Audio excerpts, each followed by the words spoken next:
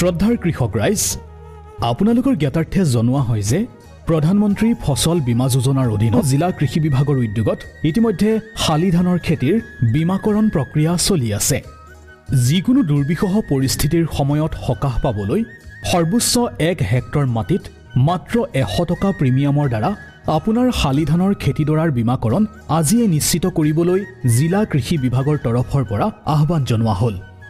যিসকল কৃষকে প্ৰধানমন্ত্ৰী কৃষক সন্মান নিধি বা PM কিষাণ আঁচনিৰ সুবিধা লাভ কৰি আছে অথবা নতুনকৈ আবেদন কৰিবলৈ ইচ্ছুক, সেইসকল কৃষকে প্ৰধানমন্ত্ৰী ফচল বীমা যোজনা বা PMFBYৰ অধীনত অন্তৰ্ভুক্ত হোৱাটো বাধ্যতামূলক। এতিয়াৰে পৰা PM কিষাণ হিতাধিকাৰীসকল প্ৰধানমন্ত্ৰী ফচল বীমা যোজনাৰ অন্তৰ্ভুক্ত হোৱাটো অত্যন্ত জৰুৰী, কিয়নো যদিহে আপুনি ফচল বীমা আঁচনিৰ অধীনত পঞ্জীকৃত নহয় তেন্তে আপোনাক প্ৰকৃত কৃষক বুলি বিবেচনা কৰা নহ'ব, যাৰ বাবে অনাগত সময়ত আপুনি PM কিষাণ আঁচনিৰ কিস্তিৰ ধন লাভৰ পৰা বঞ্চিত হ'ব। মনত ৰাখিব, PMFBY আঁচনিৰ বাবে নাম পঞ্জীকৰণ কৰিবলৈ আহোঁতে লগত আধাৰ কাৰ্ডৰ প্ৰতিলিপি, বেংক পাছবুকৰ কপি, মাটিৰ খাজানাৰ ৰচিদ বা জমাবন্দীৰ প্ৰতিলিপি আৰু 100 টকা প্ৰিমিয়াম লৈ আহিব লাগিব।